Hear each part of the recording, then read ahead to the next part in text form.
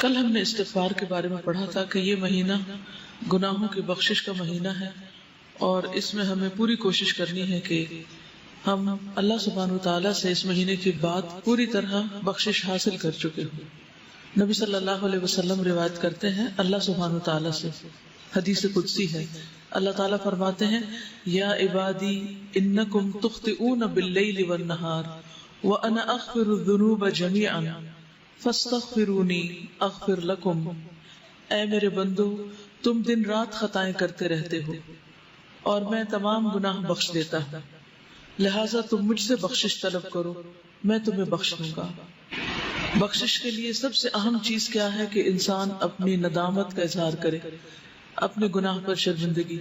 تو اس کے لیے آپ کو کرنا یہ ہے کہ اکیلے میں آج بیٹھ کر، صرف آج ہی نہیں پورا مہینہ اگر یہ عمل کرے تو بہت مفید ہوگا، اکیلے میں بیٹھ کر اپنے کسی ایسے گناہ کا ذکر کریں اللہ تعالیٰ کے سامنے جو صرف آپ کو پتا ہے۔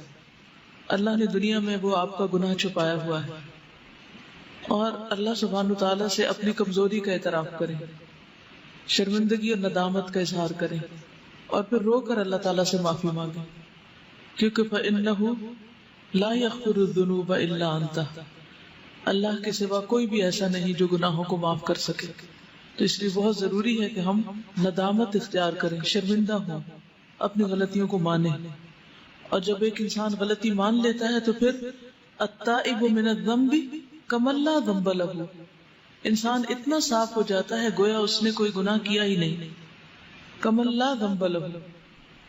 اسی طرح توبہ کے لیے اگر کوئی کبیرہ گناہ سرزد ہو چکا ہے زندگی میں، پاسٹ میں، جو آپ کو ہانٹ کرتا رہتا ہے، بار بار آپ کو پریشانی ہوتی، تو اس کے بارے میں کیا کرنا چاہیے؟ رسول اللہ صلی اللہ علیہ وسلم نے فرمایا جب کسی بندے سے کوئی گناہ سرزد ہو جائے پھر وہ اچھی طرح وضو کرے، پھر کھڑا ہو اور 2 رکعت نماز ادا کرے، پھر اللہ تعالیٰ سے بخشش مانگے تو اللہ تعالیٰ اسے ضرور معاف کر دیتے ہیں۔ پھر آپ نے یہ آیت تلاوت فرمائی والذین اذا فعلوا فاحشة او ظلموا انفسهم ذکروا اللہ فاستغفروا لذنوبهم ومن یغفر الذنوب الا اللہ ولم یصروا علی ما فعلوا وهم یعلمون۔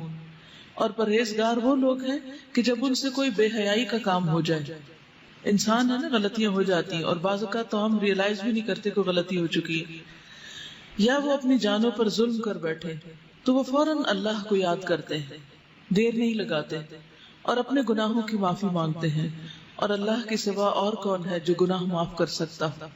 اور کون ہے؟ کوئی بھی تو نہیں۔ ساری دنیا بھی اگر ہمیں پاک باز پاک دامن قرار دے دے اور یہ کہے کہ آپ تو بہت ہی نیک لوگ ہیں، اور سرٹیفکیٹ جاری کر دے اور ایوارڈ اس پر دے دے ہمیں کہ ہم نیک ہیں، لیکن ہم نیک نہیں ہو سکتے جب تک کہ ہمیں اللہ سبحانہ تعالیٰ کی طرف سے نجات کا پروانہ نہ مل جائے۔ تو اس لیے بہت ضروری ہے کہ ہم خاص طور پر اللہ سبحانہ تعالیٰ کی طرف رجوع کریں، اور نماز جو کہ برائیوں کو مٹا دیتی ہے تو توبہ کے نوافل کا اہتمام کریں، یعنی جب بھی دل میں پریشانی آئے کسی گناہ کی تو اس کے علاج کے لیے نفل پڑھیں، اور پھر وہ دانستہ اپنے کیے پر اصرار نہیں کرتے، یعنی جو غلطی ان سے ہو گئی اسے بار بار دہراتے نہیں۔ اس استغفار کا فائدہ کیا ہوگا؟ انسان اللہ کے عذاب سے محفوظ رہے گا، آپ بڑی بڑی پریشانیوں سے، تکلیفوں سے، بیماریوں سے، حادثات سے محفوظ رہیں گے۔ نبی صلی اللہ علیہ وسلم نے فرمایا العبد آمن من عذاب اللہ ما استغفر اللہ، بندہ جب تک اللہ سے استغفار کرتا رہتا ہے اس وقت تک اللہ کے عذاب سے محفوظ رہتا ہے۔ جیسے قرآن مجید میں بھی آتا نا کہ اللہ ان کو عذاب نہیں دے گا جب تک کہ وہ استغفار کرتے رہیں۔ تو آپ کے اندر کسی بھی قسم کا اگر کوئی خوف ہے، بعض اوقات کچھ لوگوں کو فوبیاز ہوتے ہیں، یہ چھت نہ مجھ پہ گر پڑے، یا بلندی پہ جانے کا خوف ہوتا ہے، یا اپنی جان مال اولاد کے بارے میں کوئی بھی خوف ہوتا ہے، کسی بھی قسم کا کوئی خوف آپ کو جب ستاتا ہے اپنے مستقبل کا، بڑھاپے کا، آخرت کا، تو ان سب سے بھی نجات پانے کا ذریعہ یہی ہے استغفار، کیونکہ العبد آمن من عذاب اللہ ما استغفر اللہ، بندہ اللہ کے عذاب سے امن میں ہے، اللہ تعالیٰ ایسے بندے کو عذاب نہیں دے گا جب تک کہ وہ استغفار کرتا رہتا ہے۔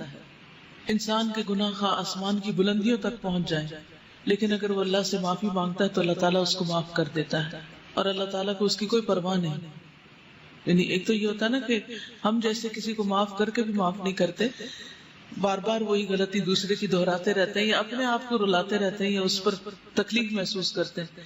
لیکن اللہ سبحانہ وتعالیٰ اتنی وسعت والا ہے، علم والا ہے، حلم والا ہے کہ اس کو کسی بھی ایسی چیز کی کوئی پرواہ نہیں کہ وہ کس کا کتنا بڑا قصور معاف کر دے. اس کے خزانوں میں کوئی کمی نہیں آتی، اس کے لیے کچھ مشکل نہیں، نہ اس کے اندر بخل ہے اور نہ کسی قسم کا کوئی حسد ہے. وہ خوشی سے معاف کرتا ہے، بس شرط یہ ہے کہ ہم معافی مانگنے والے ہوں. اور ہر انسان خطا کار ہے، اور بہترین خطا کار وہ ہیں جو بہترین اور بہت زیادہ توبہ کرنے والے ہیں، التوابون ہیں. اور پھر یہ بھی خوشخبری ہے کہ آپ کے گناہ نیکیوں میں بدل جائیں گے. یعنی جو غلطیاں، کوتاہیاں، کمیاں ہو گئی وہ الٹا نیکی میں بدل جائیں گی. اور خصوصاً جب انسان استغفار کرتا ہے اور جیسے کوئی نیا مسلمان ہوتا ہے. اسی طرح اپنے بک آف ڈیڈ کے بارے میں کبھی کبھی ہمیں ضرور فکر لگتی ہے کہ پتہ نہیں اس میں کیا لکھا ہوا، کس درجے کا سامنے آئے گا، اور اسے دیکھ کر ہماری کیفیت کیا ہوگی، ہمیں اتنی شرمندگی ہوگی، ہم اسے فیس کر سکیں گے یا نہیں. تو جو شخص چاہتا ہے کہ اپنا صحیفہ دیکھ کر خوش ہو جائے، اسے چاہیے کہ استغفار کی کثرت کر دے، کیونکہ اس میں سے وہ سارے انوانٹیڈ چیزیں رب ہو جائیں گی، اریز ہو جائیں گی، صاف ہو جائیں گی. جیسے بچے کام کرتے ہیں نا، ہوم ورک کرتے ہیں اور بڑے کانشیسلی کرتے ہیں، پھر اگر کوئی ایکسٹرا ڈاٹ بھی لگ جائے تو فوراً ربڑ لے کے اس کو مٹانے لگتے ہیں یا وائٹنر لے کے اس کو، کہ یہ نظر نہ آئے. تو اسی طرح ہم بھی ہر روز اپنا ہوم ورک کر رہے ہیں آخرت کے لیے، اور کچھ نہ کچھ دھبا اس میں لگا ہی بیٹھتے ہیں، نہ چاہتے ہوئے بھی کہیں نہ کہیں کچھ ہو جاتا ہے. تو اس کے لیے بہترین طریقہ کیا ہے کہ ہم ساتھ ہی استغفار کا وائٹنر پھیر دیں، اور اتنا خوبصورت رجسٹر ہو کہ دیکھ کے دل خوش ہو جائے. جیسے ایک ٹیچر بچے کا کام دیکھ کر خوش ہو جاتی ہے نا کہ ایکسیلنٹ، بہت ہی بہترین ہے. تو اللہ سبحانہ وتعالی ہمارا عمل دیکھیں اور خود ہم اس کو دیکھیں تو ہم خوش ہو جائیں. آپ صلی اللہ علیہ وسلم نے اس شخص کو خوشخبری بھی دی ہے، طوبی لمن وجد فی صحیفته استغفارا کثیرا. اور اس کے لیے ہمیں کرنا کیا چاہیے؟ اپنی زبان میں بھی استغفر اللہ کہیں، اللہ سے معافی مانگے، اور مختلف جو استغفار کی دعائیں ہیں ان کو پڑھیں. انشاءاللہ ایک نیا کارڈ بھی بن رہا ہے جس میں سارے استغفار قرآن مجید سے اور مسنون جتنی بھی دعائیں استغفار کی ان سب کو جمع کریں، تاکہ کوئی کسر نہ چھوڑے اللہ سبحانہ تعالیٰ سے معافی مانگنے کی ہر طریقے سے. کیونکہ بعض اوقات ہوتا ہے نا، ایک انداز میں بات کرنا اللہ تعالیٰ کو پسند آتا ہے، اور بعض اوقات ایک اور انداز میں زیادہ افیکٹو ہوتا ہے. تو ہمیں نہیں پتا کہ کون سا طریقہ اللہ کو زیادہ پیارا ہو، تو ہم سارے طریقے اختیار کر لیتے ہیں تاکہ اللہ تعالیٰ ہمیں معاف فرما دے. اور عام طور پر جو کثرت سے آپ چلتے پھرتے پڑھ سکتے ہیں، استغفر اللہ العظیم الذی لا الہ الا هو الحی القیوم واتوب الیہ. اس کا اتنا زیادہ اجر بتایا جاتا ہے کہ اگر کوئی میدان جنگ سے بھاگا، اور یہ کبیرہ گناہ ہے میدان جنگ سے بھاگنا، تو اس کو بھی معاف کر دیا جاتا ہے جو شخص یہ پڑھتا ہے، استغفر اللہ العظیم الذی لا الہ الا هو الحی القیوم واتوب الیہ. پھر اسی طرح یہ ہے کہ انسان کو اس بات کی بھی توقع رکھنی چاہیے کہ میرے اس استغفار سے میرا رب خوش ہو رہا ہے. کیونکہ وہ اونٹنی والی جو حدیث آتی ہے کہ اللہ تعالیٰ اس بندے سے زیادہ خوش ہوتا ہے جس کو صحرا میں کھوئی ہوئی اونٹنی مل جاتی. تو جب ہم استغفار کرتے ہیں تو یہ کوئی معمولی فعل نہیں ہے. اللہ سبحانہ تعالیٰ اپنے بندے سے راضی ہو جاتے ہیں، خوش ہو جاتے ہیں.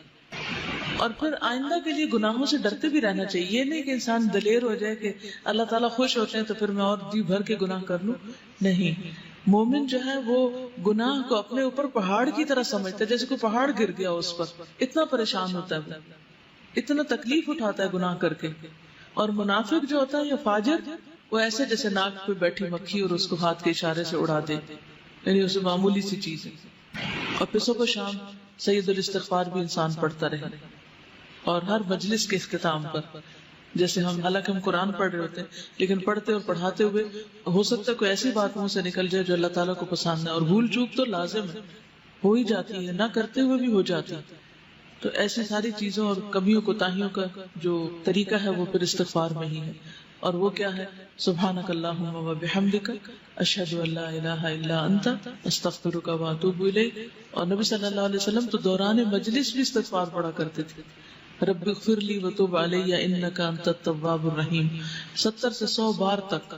ہم تو ایک کام کرنے لگتے ہیں، دوسرا بالکل بھول جاتے ہیں، ہمیں تو یاد ہی نہیں رہتا. تو دوران مجلس بھی آپ استغفار پڑھتے رہتے ہیں. اور پھر سب سے بڑی بات یہ ہے کہ دلوں کی صفائی ہوتی رہتی ہے، دل چمکتے رہتے ہیں. کیونکہ دل اگر چمکتے رہیں گے تو ہم خوش بھی رہیں گے اور نہ کوئی خوف ہوگا نہ غم ہوگا، اور جو بھی مزید کام کریں گے ان کی کوالٹی بھی بڑھ جائے گی. مثلا اگر ہم نماز پڑھیں گے تو نماز کی کوالٹی بڑھ جائے گی. چلیے